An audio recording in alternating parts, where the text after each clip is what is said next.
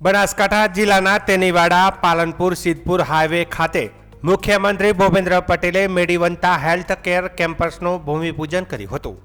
જીવન વિદ્યા charitable trust દ્વારા આયોજિત આ કેમ્પસ આશરે 450 કરોડના ખર્ચે નિર્માણ પામશે। આ પ્રસ્તાવિત ઇન્ટિગ્રેટેડ મેડિકલ કેમ્પસમાં multi speciality hospital, medical college અને રિસર્ચ સેન્ટરનો સમાવેશ થશે। આ પ્રોજેક્ટ ઉત્તર ગુજરાત સહિત આસપાસના જિલ્લાઓને પાડોશી રાજ્યોના લોકોને ગુણવત્તાસભર આરોગ્ય સેવાઓ પૂરી પાડશે।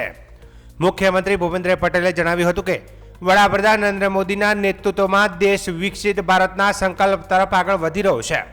વિકાસની સાથે વિરાસતના અભિગમથી રાષ્ટ્ર નિર્માણને નવી દિશા મળી છે। તેમણે દેશના છેવાડાના માનવી સુધી વીજળી, પીવાનું પાણી, માર્ગો અને આધુનિક ઇન્ફ્રાસ્ટ્રક્ચરની સુવિધા પહોંચાડી વિકાસને સર્વસમાવેશક બનાવ્યો છે।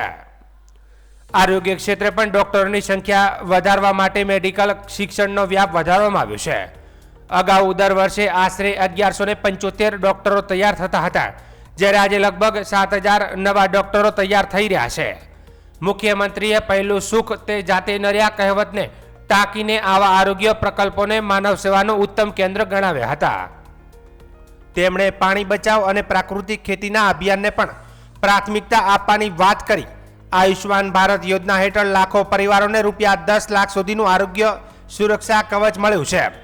વડાપ્રધાનના સૌનો સાથ, સૌનો વિકાસ અને સૌનો પ્રયાસના મંત્રને આગળ વધારતી આ પહેલ વિકસિત ગુજરાતના લક્ષ્ય સાથે વિકસિત ભારત 2047ના સંકલ્પને સાકાર કરવામાં મદદરૂપ થશે।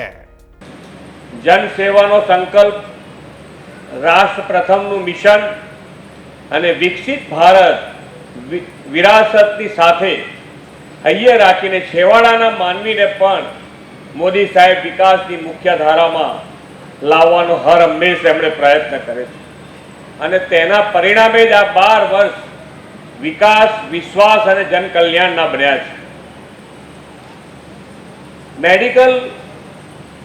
મેડિકલ સુવિધાઓ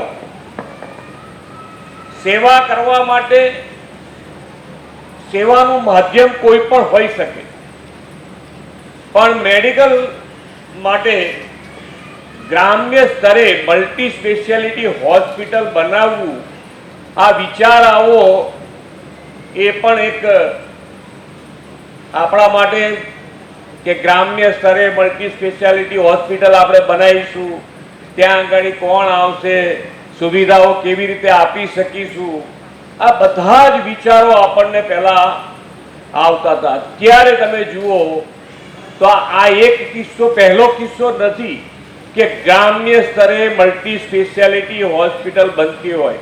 આના પહેલા પણ હું 3 જગ્યાએ આવી મલ્ટી સ્પેશિયાલિટી હોસ્પિટલનું લોકાર્પણ કરાવીને આવ્યો છું। એટલે આ વિચાર ક્યારે આવી શકે? એ માન્ય વડાપ્રધાન શ્રીએ જે વિકાસની રાજનીતિ અને વિકાસની રાજનીતિના કારણે છેવાડાના માનવી સુધી, જન સુધી જે મુખ્ય આધાર છે, જેના ઉપર વીજળી, પાણી, લાઇટ અને સાથે સાથે ઇન્ફ્રાસ્ટ્રક્ચર, તો આ બધી જ વસ્તુ ગ્રામ્ય સ્તર સુધી પહેલા પહોંચાડી છે।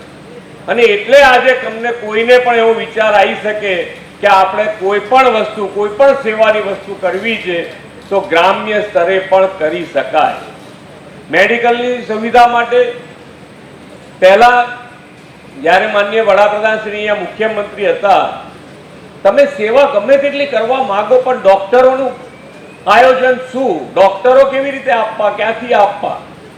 તો પહેલા અહીંયા આગળ 1175 ડોક્ટરો દર વર્ષે થતા, અને 1175 ડોક્ટરોની સાથે આખા ગુજરાતમાં તમે ખૂણે ગમે તેટલા મેડિકલ હેલ્થ સેન્ટરો ખોલો, પણ ડોક્ટરોની વ્યવસ્થા ના થઈ શકે। તો એમણે માનનીય વડાપ્રધાન શ્રીએ આની પેરેલલ વિકાસની સાથે સાથે મેડિકલ સ્ટુડન્ટની સંખ્યા પણ વધે એના માટેનું પણ આયોજન કર્યું છે। આજે